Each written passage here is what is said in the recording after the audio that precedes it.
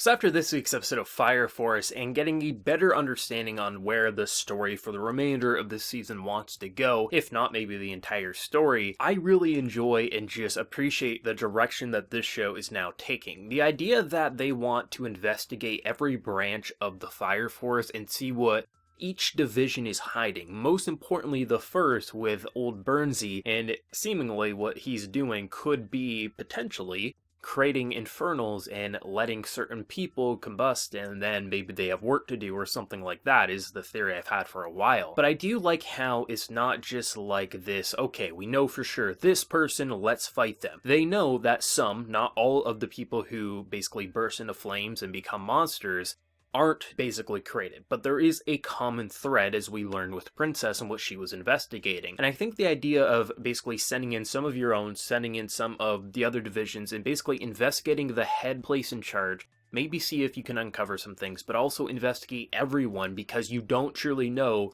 who's friend and who's foe. I think that's incredibly interesting. I think will provide for a lot of fun action, both with Infernals, but also against other human, basically, opponents that they'll have to go up against. And I think there's a lot of possibilities for very fun and dramatic arcs that they could go through, and I'm sure by the time Shinra leaves this building, he's gonna have some drama on his hands, and it'll be fun to see, was this captain behind his parents and basically his family being burned alive, or was it just an unfortunate coincidence that he was there? But based on the fact that there's a lot of things connecting around their division, I don't think old Burnsy is gonna as righteous as maybe we would want him to be, but it doesn't take away from the fact that the dude's a total badass and basically has armor as skin, as seen by his way of just a sword that can cut through steel, doing nothing, or Shinra's basically nuclear bomb attack just not even phasing him. The idea that we think Shinra's cool, or even hell, even though Arthur's an idiot and he's a little clueless, we love him, he is still a badass when it counts.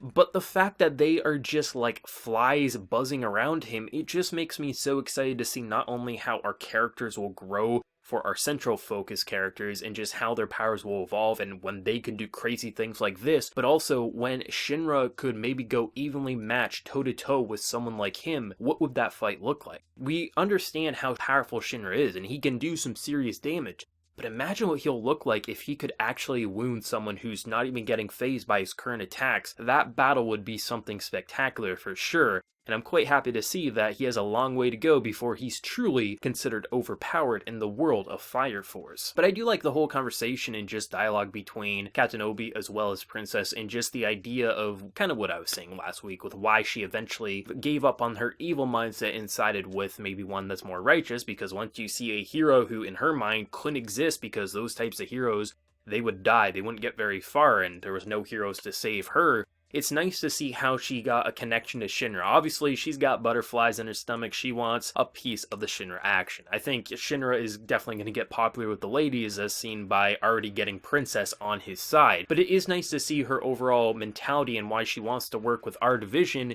and ultimately where that could lead, because if they were to have just gone into the first division by themselves, not having the other divisions like 5th and 8th together, it kind of makes it look a lot more natural. I don't think it's going to go over his head. I think he's going to realize that they're investigating him. I mean, there's already dialogue admitting that it looks like Captain Obi is making his move, but at least it's not as obvious as it would be if it was just Shinra and Arthur going in. They do have others following in footsteps, and it's going to be fun to see where that ultimately will lead for an arc. It'll be fun to see how long they'll actually stay at this division before either they stumble across some clues or something very bad's going to happen that's going to push them away. Hell, they might just leave these doors having no drama, no real action past maybe fighting some Infernals, but I think the mystery of what each of the divisions are up to, whether they're for the cause, whether they're doing their own shady thing for money or just something else, it's gonna be interesting. Like, what's the true drive of creating Infernals? Is it just madness, or is there something more financial, or maybe there's some real purpose that they need to do this? It's gonna be fun. Like, at the end of the day, Fire Force is a fun anime. You watch it, you have fun.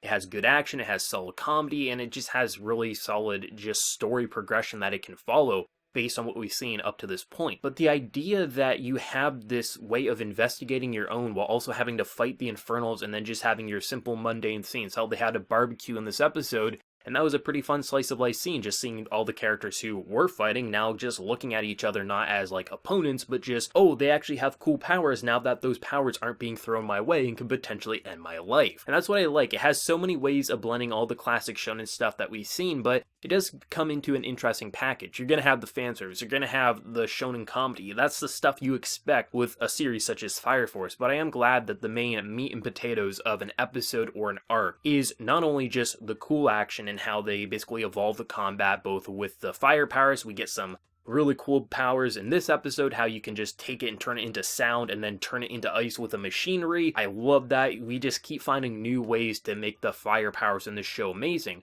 But the overall personal stories, the things that drive the characters, especially seen by someone like Shinra, whose entire drive is to uncover the mystery of what happened to his family and make sure it never happens to another family again. It's something that's personal, and I think when you have a shonen character who's just surrounded by so many scenes that you would typically roll your eyes at, when you have that personal motivation, it keeps you hooked. It's why I was pretty early on hooked in Demon Slayer, because that personal connection is what gets you. And as long as you have that hook early on, the more the world and characters open up, you're just going to find more things to love about it, not just that personal motivation. As of right now, I haven't seen a character who's made me like upset that they're on screen. They at least, at the very least, have a funny aspect to them or a badass aspect to them that when they're on screen, even if we don't know too much about them, I'm like, well, they're fun. They're an entertaining character, and I'm not annoyed that they're on screen and taking up time instead of giving it to someone like Arthur, who is just like a absolute ball of comedy, and I love his reactions and how oblivious he is to certain situations. But the fact that we can look at pretty much any character up to this point, whether they're going to be an antagonist, a protagonist, just a random one and done side character, it feels like the way the writing is being just detailed, it feels like every character is meant to at least entertain you. And I think that's probably the most important thing. You want to have solid writing. You want to have good character arcs and just overall progression for the story, which at this point in time, I think they do. They have a mystery element, they have sabotage within their own organization, but the idea that they just want to have fun at the end of the day, so each episode, even if you don't know where the story's actually heading as of right now, you can at least walk in and out of an episode being like, I had fun. And if you can have fun, but also see the potential for just amazing characterization in just story arcs, that's a very positive sign for being, a quarter of the way through its first season. It really does show that this series could become something so spectacular, and at the very worst, it's going to be a damn fun time. And that's what I love. Once again, just seeing the explosions, the fire animation, I love how they detail the flames in this show. It has that anime charm, but it really does feel like there's impact, especially seen by the explosions towards the end with Shinra. And just the way they detail these facial expressions, you really do get a sense of personality as soon as you get a comedy scene. A lot of these characters we just met or have only seen for like a few seconds in a prior episode, but the way they respond to situations and just the mannerisms with how they speak, like the one guy who just keeps saying an ass is an ass is an ass,